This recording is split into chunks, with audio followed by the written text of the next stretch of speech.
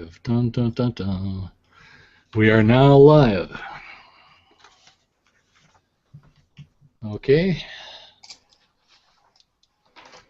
So we're here to talk about the first International Mental Health Summit.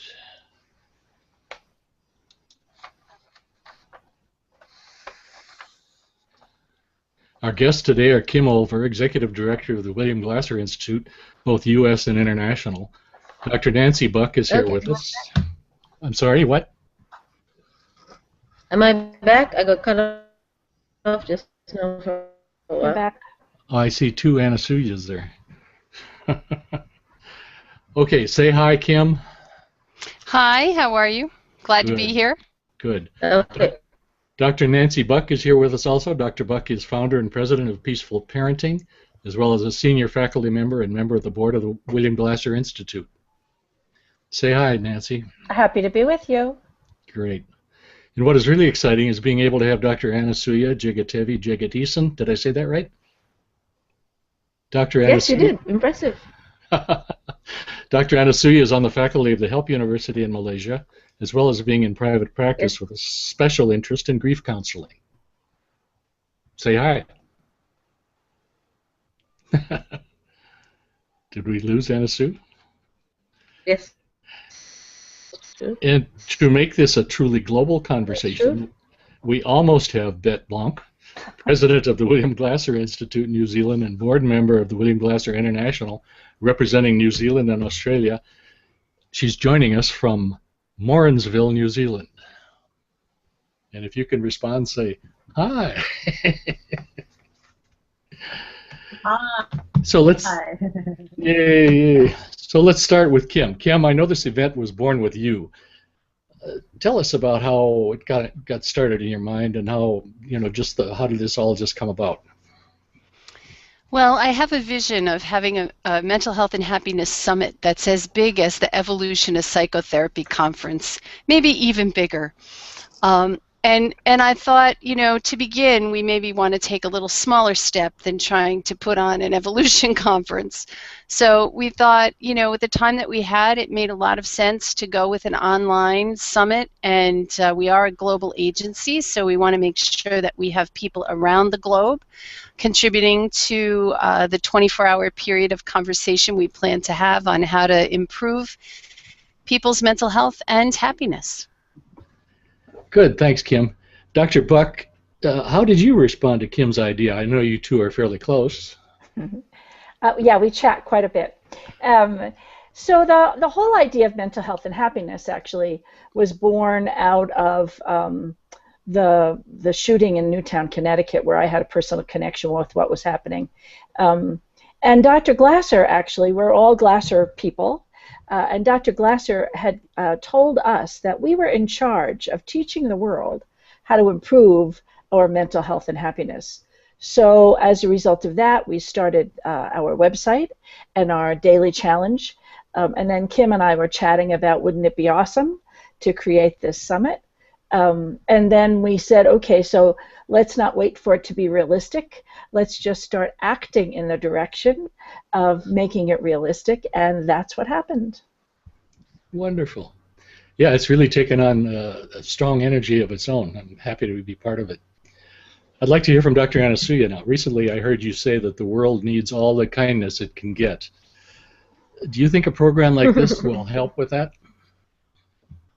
Yeah, I think it will. I mean, nowadays a lot of the internet is being used, and people go, "Oh, this is the internet. You can say whatever you like. You can, use whatever language you like. You can talk however you want. You can hurt whoever you like because you think it's the internet." But you see, the internet is still you. There are still rules. There's still a lot of ways that the internet can be used in a positive manner, and I do think that people, they just you act as if you can't share love. You can only share the hate. And that's not true. You can share a lot of love through the internet. Wonderful, wonderful. Bette, are you able to respond? I'd like to know what your thoughts are. Evidently not. There's a little delay with I have recently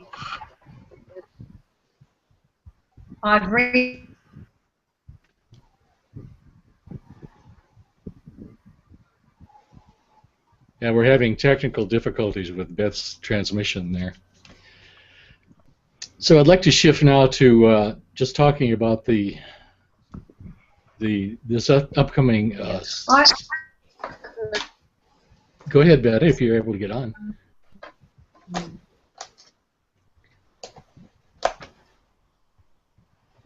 Witnessed a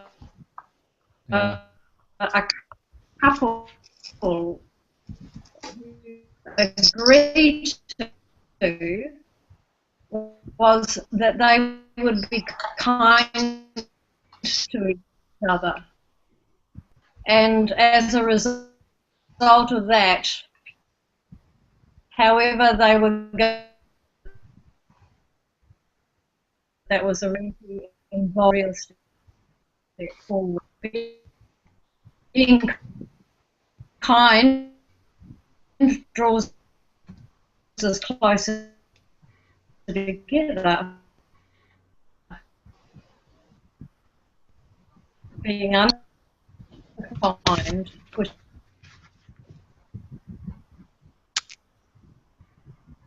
Okay, this doesn't seem to be working very well.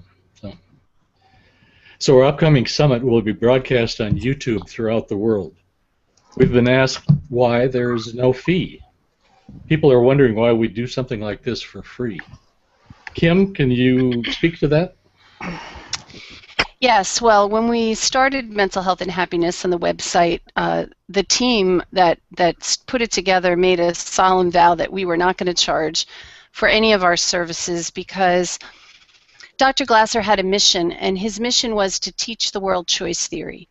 And you can't teach the world choice theory if there's a price tag attached because not everyone can afford it. So we wanted to make sure that we provided information for the everyday person who is I use the word suffering. It may not even be suffering. People may be perfectly okay, but could be happier. And those are the people that we want to be talking with, are the people that are maybe having a so-so kind of a life or a day, and they want to have a better day. There's ways to have a better day, to have better happiness in your life, greater happiness, and we want to make sure that that information reaches as many people as possible. So we thought free was the way to go. And we had some really generous speakers who were willing to donate their time to the cause to make that possible. Good. Thank you, Kim. So I'd like to hear from each of you on how you see this program being of benefit to the people that you're in touch with. Anna Sue, I'd like to start with you. Well, to be really honest, I'm not sure how it's going because it's the first time. So I'm as curious as everybody else. I mean, just talking about mental health rather than mental sickness is a benefit because the medical model of dealing with mental health is really strong, especially in the East, where you've got like psychiatrists basically telling you, pills are, people give you medicine and without any talk therapy, without any therapy involved in the process of medication for mental illness. And recently that it's one of the talk topics among my own private counselors group, private therapist group, because we've all had clients who have just been given drugs and told, okay, go home, take the drugs and you'll be better, and that's not the case because they're dealing with mental sickness and not mental wellness. So what I like about why I agreed to the topic in the beginning and why I thought it was very interesting was because of the topic itself. We're talking about wellness, and when you say wellness, it's like we're dealing with normal people. You don't need drugs. You don't need, you may need drugs, but you don't. But that's. I mean, some people do. That sounded bad. Sorry about that. That's okay. It's like trying to be politically correct, and so yeah. So some people need whatever people need, but the idea is to have a focus more on being whole, on being well, on looking at our mental state as something we have some power over, and something where we can actively create a nicer world. A happy world. I like that. Happy is a I good word. like that.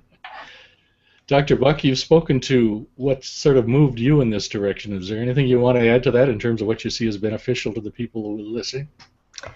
Well, I have a pretty big picture of what I hope that this is a step in that direction, the next step in that direction. In the United States, and I think it's beyond the United States, any 6-year-old and older knows what they need to do to get into better physical shape. It's become very much a common knowledge thing, at least in our country, and I don't think it's exclusive to the United States.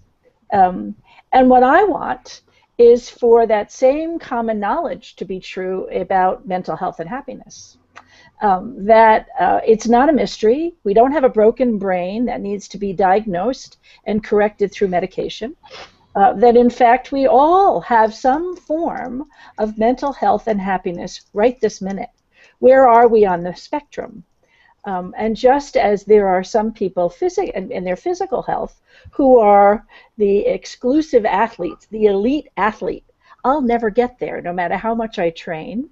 Part of it has to do with my age. I can be in better physical shape now at this age than I was a month ago, but how can I move myself along that spectrum? And I see mental health and happiness exactly the same way. There are some people who are on the lower end of the spectrum that may have a diagnosis, that may need a hospitalization, they may be prescribed medication, and even they, if they know the habits, if they know how to better meet their needs for safety, love, power, fun, and freedom, they can move further along on the spectrum and be mentally healthier and mentally happier. And actually, it was my conversation with you, Ken, retired dentist, who told me that this same shift of awareness in public health about the dental care occurred during your lifetime as a dentist. It used to be that everybody believed that everybody wouldn't live their entire lifetime with their own teeth. In this country, we're so vain now, we know we can keep our teeth, and now we want to make sure they're as white as possible. So I want the same idea to be true about mental health and happiness. Where are you on the spectrum, and what can each of us do to take personal responsibility to move to a place where we're mentally happier and mentally healthier? Good. Thank you, Dr. Buck. Now let's, Bet, are we able to pick up your transmission now? Is anything improved there? Yes, I'm back again, and hopefully it's clearer this time. Oh, wonderful, yes. Yes, I agree. Sorry? Go ahead. Yes, I agree with Nancy and with Anasuya. It's timely. It's in New Zealand in particular, there's a real focus on mental health. However, the focus on mental health is about depression and mental illness, and I think that this sort of a broadcast would alert people to the fact that we are really talking about mental health, that we're really talking about people being healthy mentally, and I think that is what's really needed in this country at the moment. It is. I was recently at a international health conference, mental health conference in Australia, and they were saying that New Zealand is further ahead than Australia in terms of understanding this, but there's still a long way to go. So I certainly hope to be part of that push. So thank you. That's good. Thank you. Thank you. Now, the sponsoring agency for this summit is the Mental Health and Happiness Team, and it's affiliated with the William Glasser Institute. It's nice to think that mental health and happiness are always linked. Is it possible to have one without the other? I think, Anna Sue, from your perspective, you might have something to add to that. It depends on how you define mental health or what is mental wellness. Because I've met people who other people would consider to be not normal, but they are very, very happy. They are really joyous, and within themselves, within their own world, they are, their world is beautiful. And our world is not so beautiful, and I'm sometimes wondering whether I could join theirs for a little while at least, because I love my world and theirs. Uh-huh. So happiness is a state of mind, and happiness, if mental health is the ability to see this world as normal, to see the average and agree with the average of this world, then I'd actually say that no, you don't have to be mentally healthy as per mentally normal to be happy. Um, but to be normally happy, to be normal and enjoy this world, yeah, you kind of need to be both. Good. Does that make sense? Yes. Yes, it Mm-hmm. does. I was thinking particularly, I've heard you talk about your grief counseling, and I think people that are dealing with grief are probably finding happiness a bit elusive, but I think with your help and with some healthy ways of thinking, they can maintain mental health in the face of their grieving process. Can you speak to that? When you're dealing with grief and you're dealing with happiness, it becomes very complicated, because one of the things grief does is it's a combination of both. Grief is not without happiness. We only grieve if we've lost someone who we love, and that means we have emotional connections with them. We have some kind of need for them to continue. So when we grieve, we are grieving the loss of that love and the loss of happiness. And for a time, all we can focus on is that loss of love. But if you start remembering why you grieve, that why that person was so important to you, then there is a joy in the grief. There's a joy in the loss, because that person was so important to you. You can carry that joy inside yourself. But this is a rhetoric that a lot of people are unaware of, because grief is not something you talk about. So a lot of people are only able to focus on the loss part of the grief and not look at why they grieve. Because, let's face it, there are a lot of people who die everywhere all around the world all the time. We may feel a little bit sad, but we don't go into grief over their deaths because we didn't have that personal connection with this person. We don't have those good memories. We don't have that happiness. So one of those funny faces of happiness is that when we have it with a person and that person passes away, we have to remanage ourselves to get the grief, to get the joy back. Okay. Thank you. That helps. Mm. I'm sensing a high level of enthusiasm among this entire group here, and what I'd like to do is have each of you speak to how you want to invite those people that you know to be part of this, to be part of the participation in the summit. Beth, I'd like to start with you.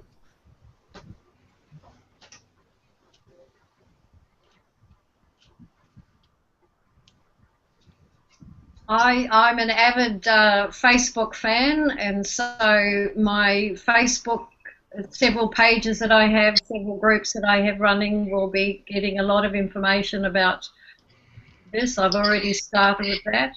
I also will be in contact with my email list and send that out to the information out to people.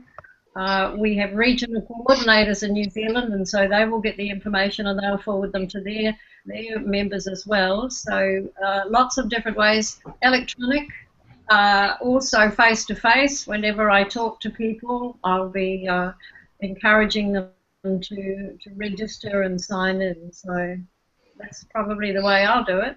Great. Sounds good. Dr. Buck, you again, as one of the prime movers behind this, how are you going to share it? Well, what I'm saying to everyone and doing myself, anybody that you know and love, invite. Anybody that you know and don't necessarily love, invite. Anybody that you don't know and don't love, invite. What I'm hoping, actually, what we didn't, I don't think we mentioned, Ken, is that October 10th, the day of the summit, is actually World Mental Health Day. So that's why we chose that particular date. And so what I'm hoping is that we can reach the tipping point where enough people are aware and tuning in. Maybe they won't tune in for the entire 24-hour span, but beginning to hear or hear again from people who are excited about sharing the ideas of what can we do as individuals and as families and as communities to move in the direction of all being mentally healthier and mentally happier. So I'm sharing it with everybody. That's how I'm doing it. Good. Kim, you have a pretty broad outreach. What are you planning? Well, I'm I'm planning to tweet I'm planning. I'm planning to Facebook and announce on LinkedIn, send out to the mailing list that I have, and also our speakers, who are our guests at the summit, have generously offered to notify their networks as well. Excellent, excellent. Anna Sue. I'm actually gonna I'm actually gonna ask him. Other than the flyer, can you send one with a nice special invitation for me to send out to me to post on Facebook, or a link which I can share on Facebook? Yes, I I've, will. Yep. Because my Facebook's quite active, and I will probably be also taking it to the university and telling the students to log in. Excellent, excellent. Okay, we have. Do we want to go the whole hour here, or do we want to just? Well, I want to talk. I want to do our planning session, Ken, as Sure. well. Okay. So if we're done with our little infomercial, Well, let me. The one thing I want to have you close up, Kim, is just to give a brief rundown on the panelists, and what's the registration process. But we can finish with that if you want. Well, I could do that now if you want. Do you mean the panelists as in our guests, or the people who are interviewing? Like we are the interviewers, so. Yeah, I suppose both would be good. You know. All right. Okay. I'll put up this screen thing here. So. Yeah, that would be helpful. So we're going to have, and we may have more than 4, but right now we're planning to have 4 different interviewers for the 24-hour span of time on October 10th. We have, Nancy Buck and myself will be interviewing during daylight hours here in the United States, and then we'll have Anna Suya, who will be interviewing at the daylight hours in her part of the world, and then we'll move a little further east, and we'll have Bet interviewing people during her daylight hours in Australia, New Zealand area. So it's pretty exciting to think about having an around-the-clock and serving the global community, because so often we have these kind of things, and they're in the U.S., and they're at a time that's convenient for people in the U.S., and people around the world either have to get up in the middle of the night to watch it or wait for a recording, and we wanted to make sure that we had something that would serve people in every corner of the globe. So I'm pretty excited about that. As for our guests, we have some fabulous people, and we had some people who wanted to do it and couldn't do it because we kind of waited too long to invite. And it wasn't that we waited too long, it's just that we really put this together in a pretty short time span. So I'll just mention some of the folks that we are going to have that day. Many people know Byron Katie. She's the author of Loving What Is, and she is going to be one of our guests. We have Rick Hansen, who's the author of Hardwired for Happiness, who will be another guest.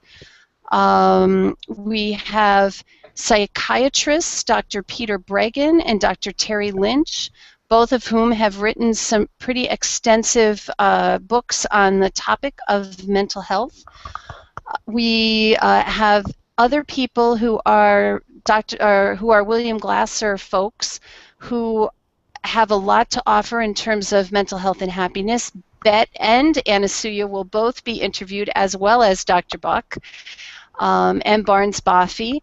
And we also have an Australian whose name is Kirk Ashley, who's the author of How Would Love Respond, one of my personal favorites.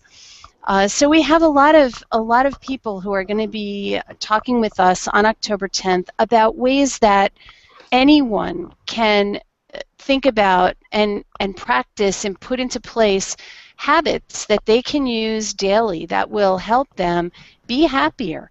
And we're talking about being happy without medication. We're talking about really truly being high on life. That's what we're hoping people can get that message and understand how to move themselves along on the continuum of mental health and happiness wherever they may be. Thank you, Kim. So I will turn the gavel over to you, and you can go through some planning. Okay, so we can be normal now? Yes. I can stop smiling. Mike Rice is supposed to be in our audience, and I'll be interested to hear what he's hearing there. So Yeah, Oh, I nice. asked Okay. Marcus to be in our audience too, so he may be watching. Oh, okay. good. All right. Oh, So, did everyone get the schedule that I sent out to you of what we have thus far as people? Yes. Anasuya and Bet. Okay. So I wanted to let you know what my thinking was. I know we didn't really. I just asked you if you'd be involved, and you said yes. I really didn't get the specifics to you. So what we're thinking is for every interview that's done, we're going to need an interviewer and an interviewee and a second person who will monitor an email account that will get emails from people who are listening to be able to come on and say, oh, whoever's interviewing may say, we have a question from so-and-so, so-and-so from this place, and here's the question. We won't be able to answer all the questions, but I don't expect an interviewer to be able to interview and monitor this email at the same time. So if you have anyone that you could count on to do that, even if you had a bunch of people that would be willing to do it at different times, I have you down for a 6-hour block of time. I don't know if you can commit to that. If that's too much, I don't know. So you'll have to let me know if that's going to work for you. If it isn't, I'll see if I can find some other folks that can help out. But I'm thinking that you will need a team of 3. You'll need yourself, your helper, the email person, and then you'll need the tech person like Ken is going to be for us here in the U.S., the person who will be kind of watching to see if everything's going well and if something else needs to happen. And of course, Ken, I'm counting on you to get it, once they've identified who that would be, you would have some conversation with them to bring them up to speed on the Google Hangouts and how to make that work and everything. Sure. So you'll have a tech backup person for yourself, someone that you feel comfortable with. Also, Nancy and I from here, we have a whole list of reality therapy people that we could call on for you to interview, choice theory people, but I wanted, since you're going to be doing the interviewing, you may have your own people that you'd like to fill in those slots. So I wanted to give you some time to think about doing that. You're speaking to Bet and Anasu now? I pretty much am, yeah. Yeah, okay. okay. Can I just check? It's on the 10th. So in my country, would that actually be on the 11th? Because you're asking me to be. So my 8-hour block. Is it going to be at my time, like now? So your time, it's at night. I'm not sure what is the timing now. I put that on the schedule, so let me pull that up on another computer, and I'll... That's the problem. I don't know how to open the schedule while I'm on this without... Okay, yeah, I can do it. Just give me a second. So you're at 2300 UTC, Anasuya. Yeah, which means? I think Yeah, it means... Right at the top, it says what the time is for her. At the top of the... Yeah, I know that I'm on the 11th.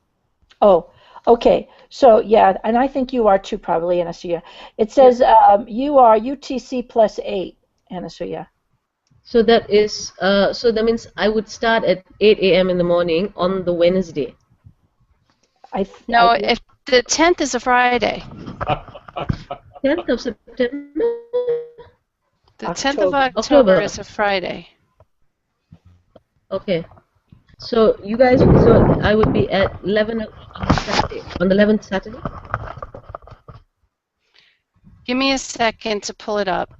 I'm thinking it's on the 10th, but I could be totally... No, I don't No, know. in Malaysia 10th, because right now I'm 1 day ahead of you. So right now, for me it's Tuesday, and for you guys, for America, it's Monday. Anasu, did you get that converter, the time converter I sent out yesterday? Yeah, I just can't open it all at the same time.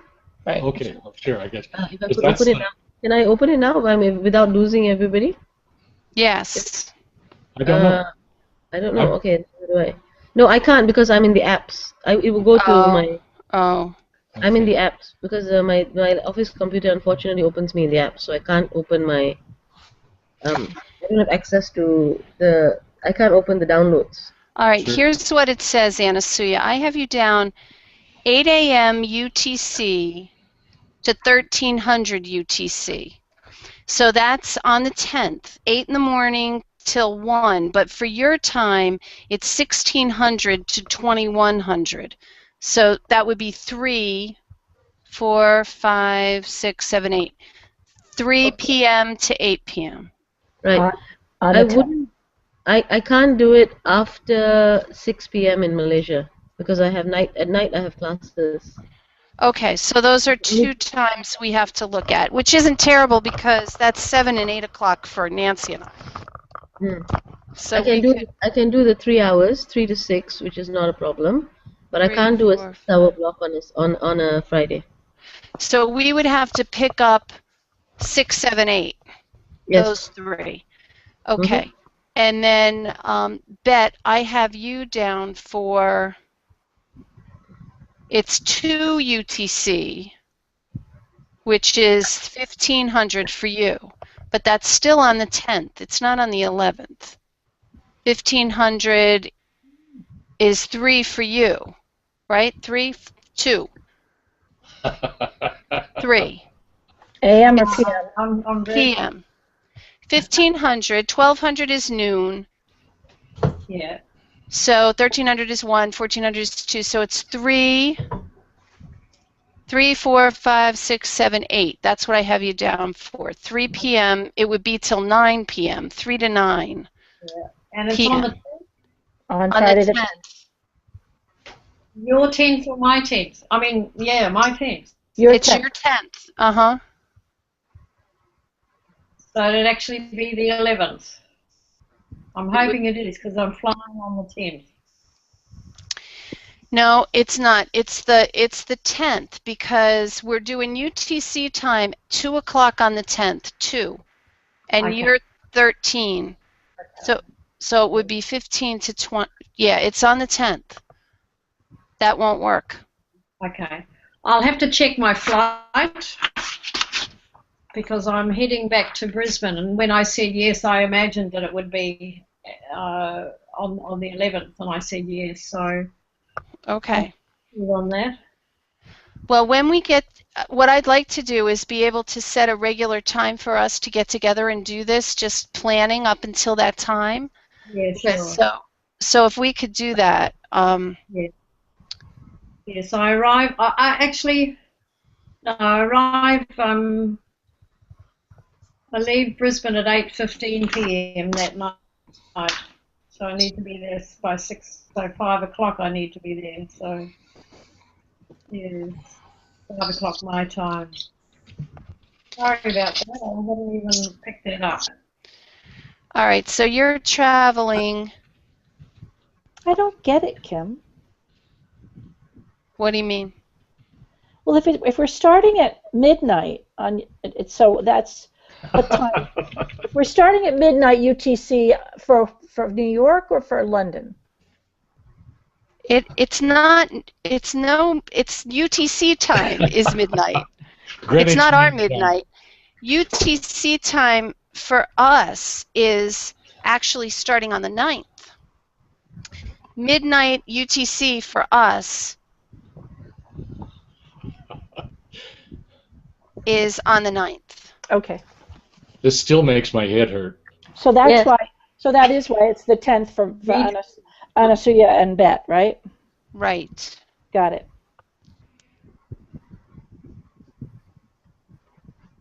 And UTC time is right about, I mean, Ireland is an hour ahead of UTC time, so it's pretty much European time is what we're looking at. Yeah.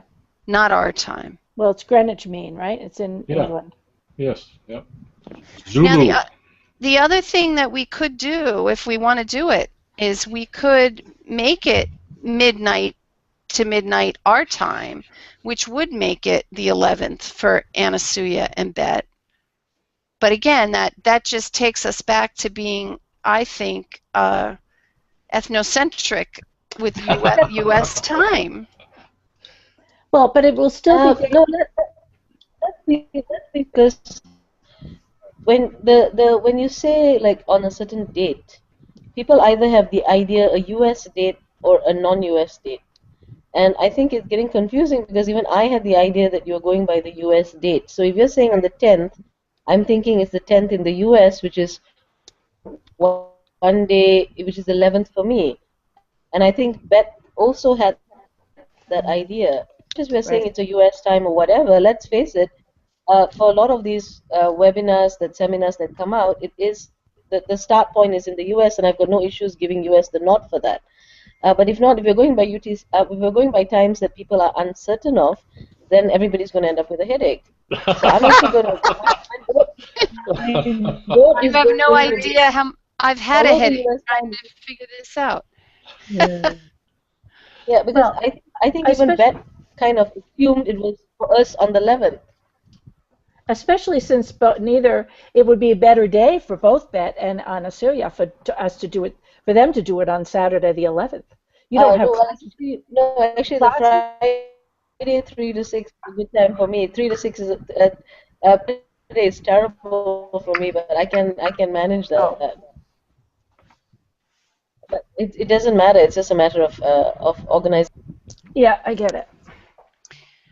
Well, and we could, I mean, if there's a time that's better, tell me what is a good time for you, Anasuya. 6 is a good time for me on the Friday, and if we were going 12 to 12, then I'd go. Then the next day. I mean, because I'm a night bird, so if 2 a.m. in the morning is fine with me, but that's 2 p.m. on your side, so people are awake. So I'm not sure what are the time slots which are most suitable.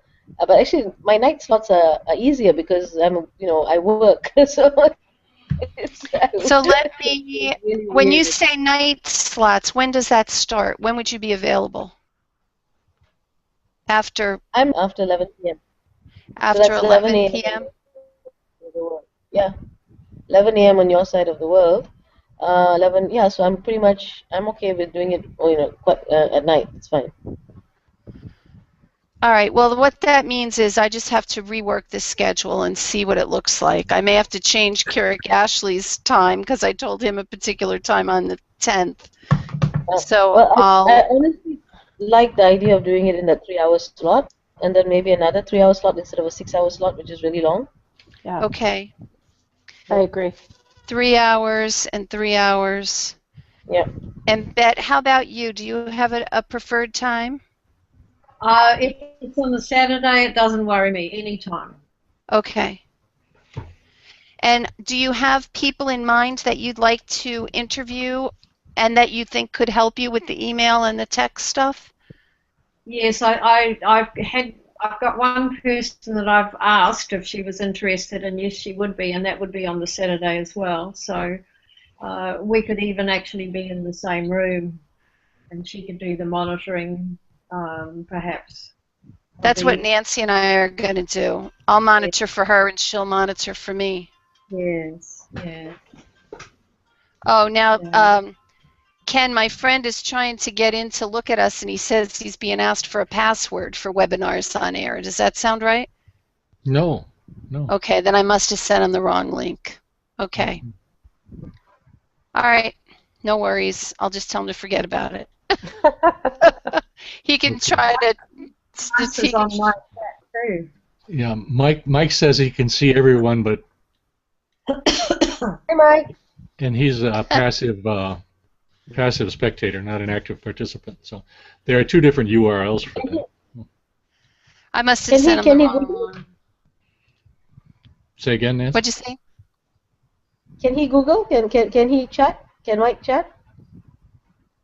No, the chat is only for the active people, not the participants, not the viewers. That's why we need the email, so viewers can email their questions in. So I wanted to give a minute to see if either of you have questions for us. I have to think about, because I wasn't really sure what a lot of it meant on the emails because I was a bit blur and I've been a bit busy. Sorry about that. But so we need to get somebody to help us with the technical stuff, and I think now that I understand what I'm doing, it shouldn't be too much of a hassle. And we need to get people to interview. Is there criteria for the people to interview that you're looking at? Yeah. One, we'd like to have them be first of all a good interviewee, and to have a perspective that meshes with choice theory. So an internal control model of mental health and happiness. So somebody who would support, things that people can do to improve their mental health and happiness. Okay. I'll see about who I can get. Is there any limitations on? Are there any criteria other than that? It's like, are we looking at more secular people or educationists, therapists, or is it open? People. It's open. I can say that who we have on the list so far are mostly self-growth and development kinds of people. They're authors. But we were going to fill in with our own people. With our own choice theory people. We've got plenty of choice theory people who are great speakers who would add a lot to this summit. But we also didn't want to just go filling in time slots for the two of you when we know that you probably have your own people that you might like to have on here. So we wanted to give you the opportunity to do that. So they could be, they could be education. They could be people in the field of education. They could be people in the field of general health. They could be people who are working in the field of athletic coaches.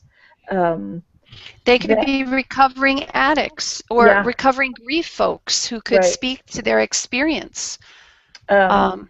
Actually, you probably have a fair number of, I don't know that you do, but some of the tragedies that have occurred in Malaysia, there are some people who are more resilient than others. How come?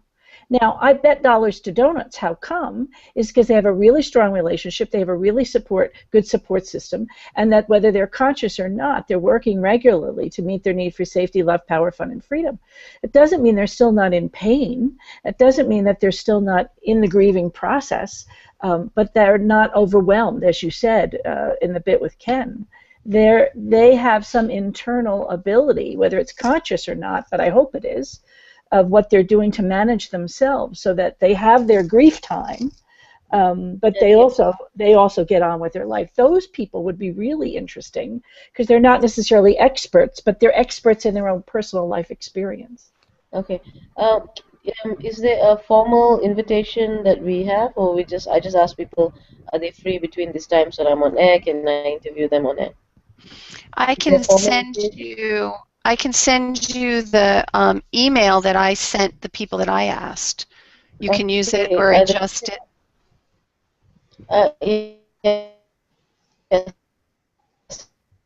You're lost. I appreciate that because some people, a couple of them would be fine, but I was just thinking of one or two people that might be a bit more formal and to get a difference, because I'm thinking of different races to come in and different backgrounds as well, so that might be yes.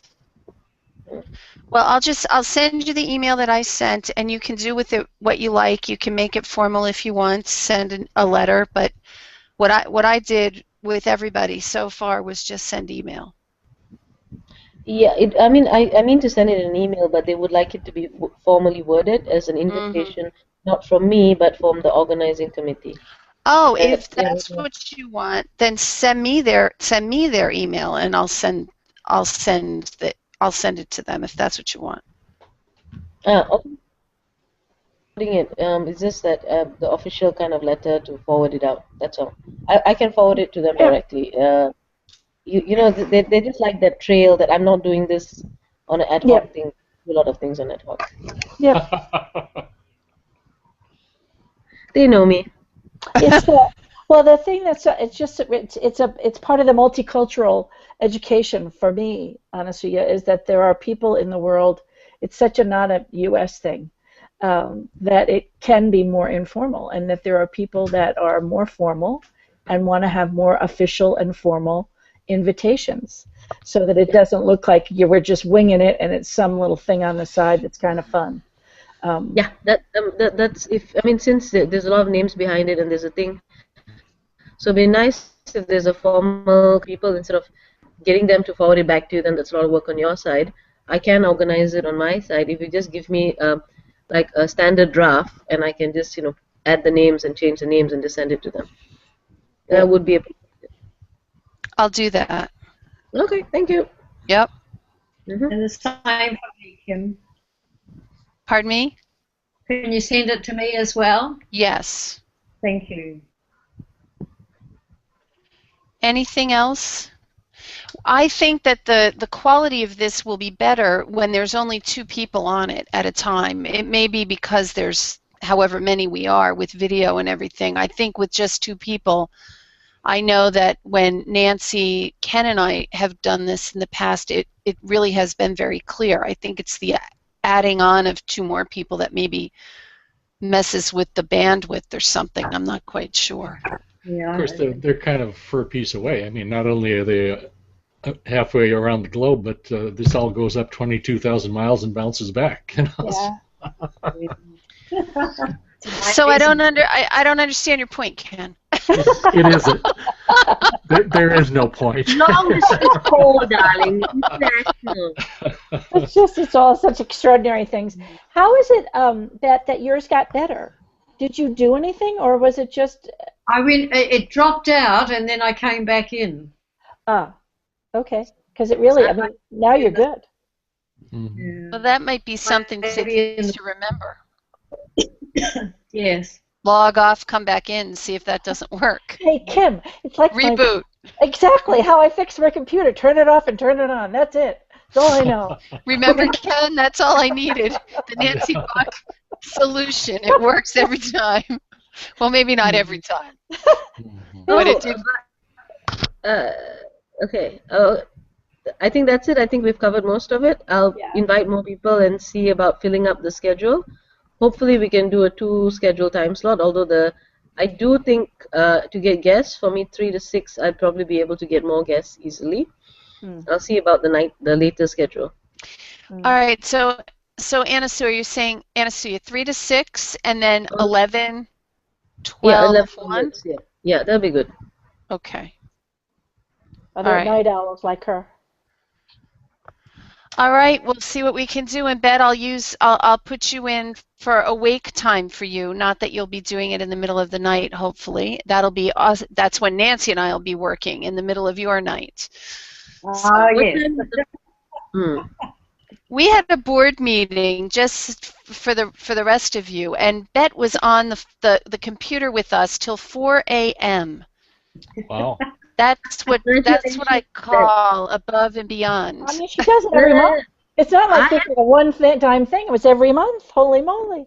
I know. I'm fine with having things at night like that. It's just that when it clashes with work time, because when you have got classes, I have to be in class. Yeah, right. And you want to be awake. It's hard to teach while you're sleeping. No, it's all right. I'm okay with this. I'll probably fall asleep after that. All right, guys, are we done?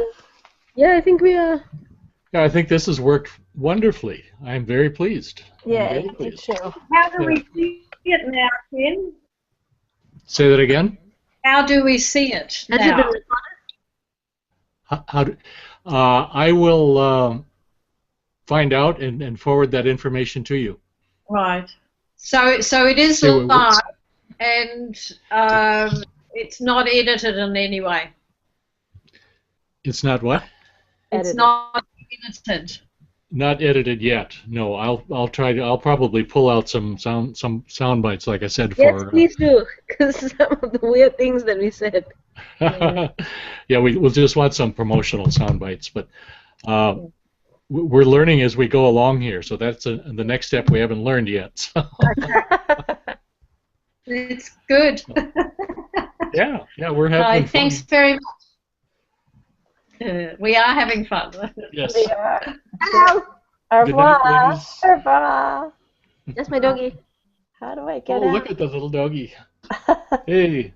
There you go. Happiness and mental health. For sure. Good day, ladies. I'll borrow the Australian there. Good day. Bye. Good day. Good day. Bye.